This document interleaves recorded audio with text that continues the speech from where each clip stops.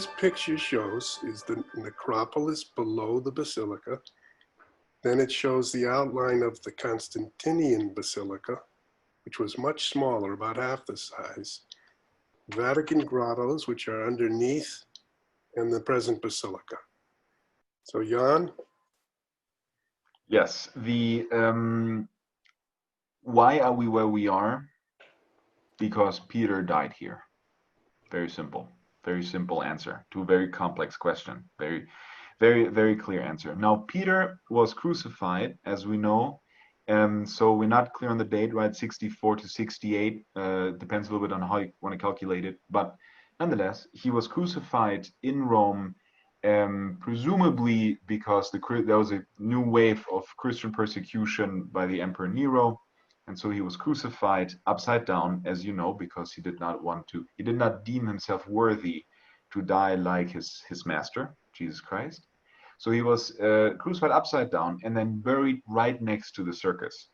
This is something that's interesting because usually whenever you would be killed as a gladiator or as a criminal in one of the circuses in the center of town, center of Rome, your body would not be buried there. It would be brought out of the city because it was illegal to be buried inside for multiple reasons. One of them being hygiene. Right? It's a large city. It has deep fundaments. You do not want to have a bunch of dead people underground there, specifically for the water. So you need to be brought outside. Why could St. Peter be buried right next to the stadium where he was killed, the stadium or the circus of Nero? It's because we were outside of the city. We were outside. We passed the Tiber, the natural border of Rome, for the longest time. So we were outside the city. So you could kill him there, and then you could bury him right next to it. Right? Well, Jan, it's great that you're talking about this because I thought someone might wonder what you meant by the circus. But it's there's an image. Well, sorry, no, you go. Well, right there is the obelisk, by the way. That's the same obelisk that's now in St. Peter's Square. But all those ruins there on the top of the photo is where the basilica is now. And this is the Circus of Nero, which was a kind of racetrack. And that obelisk was in the center, and only in 1586 was it moved from here to the right and down into the piazza. Peter is, according to tradition, when he was upside down crucified, he looked up and he saw that obelisk. And here's an image of where, that also was showing it in the other. And they said the last thing he saw, according to tradition, was the obelisk, and then his body was given to the Christians and taken across here to the top of this photo and buried or laid to rest in a cemetery there. And that is where the basilica was later built.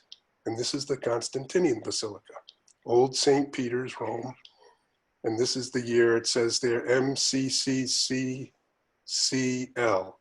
1450, around 1450.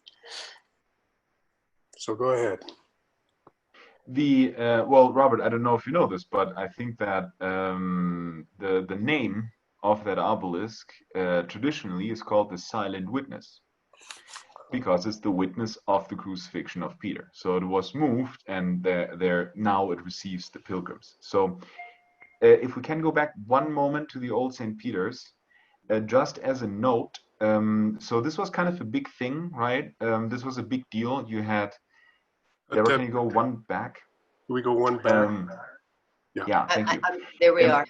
It was kind of a big deal because Julius II, when he decided to build the new, what we call the new St. Peter's Basilica, the basilica that we see today, he razed that to the ground. Okay, so as you can imagine, there was a big deal. Okay, now what has happened, and there are multiple reasons why he decided to build a new St. Peter's Basilica.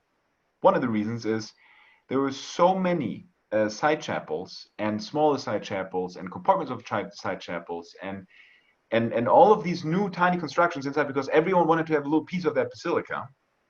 that actually became almost dangerous to go inside because the walls were not sturdy enough to hold the whole thing up. So Julius II said, okay, no, we got to prepare for a new age of pilgrims. We got to prepare for a new age of Christians. And with a great foresight, he decided to tear this thing down, which again, just kind of let that sink in. Okay, at that point, that basilica was about 1,000 years old. Okay, he said, okay, we're going to raise this to the ground. We level it, okay, to build a new church on top of it. So the interesting thing is that if you go to St. Paul's, and maybe we can arrange a pilgrimage to St. Paul sometime, St. Paul's looks almost exactly like this.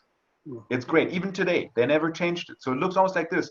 And the two churches talk to one another because St. Peter's faces in one direction, and St. Paul's on the very far other side of the city faces the other direction.